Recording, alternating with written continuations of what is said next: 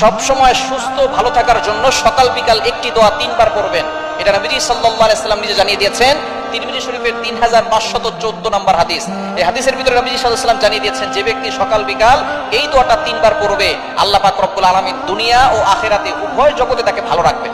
আমরা যখন দুনিয়াতে ভালো থাকার জন্য আল্লাহর কাছে দোয়া করি এবং আখিরাতেও ভালো থাকার জন্য দোয়া করি। এখন আপনি দুনিয়াতে ভালো থাকতেছেন, টাকা পয়সার মালিক হয়েছেন, কিন্তু আপনি নামাজ পড়তেছেন না, আপনি তাহলে কিন্তু পরকালে জান্নাত পাবেন না। তাহলে দুনিয়াতেও ভালো থাকবে যারা এবং আখিরাতেও ভালো থাকতে চায় যারা, তারা এই দোয়াটার আমল করবেন। আপনি ফজরের নামাজের পরে পড়বেন 3 বার, মাগরিবের পরে পড়বেন 3 বার। অবশ্যই নামাজ পড়বেন, নামাজ ছাড়া কোনো আমলে কাজ হবে না। ফজরের নামাজ যারা পড়ে না তাদের জীবনে কোনোদিন বরকত হয় না। যদি আপনি সুস্থ থাকতে চান আর ভালো থাকতে চান, অবশ্যই ফজরের নামাজ পড়বেন। ফজরের নামাজ পড়ে এই দোয়াটা 3 বার পড়বেন। দোয়াটি হচ্ছে আল্লাহুম্মা ইন্নী আসআলুকাল আফিয়াতা ফিদ দুনিয়া ওয়াল আখিরাহ। আল্লাহুম্মা ইন্নী আসআলুকাল আফিয়াতা ফিদ দুনিয়া ওয়াল আখিরাহ। আপনি আল্লাহর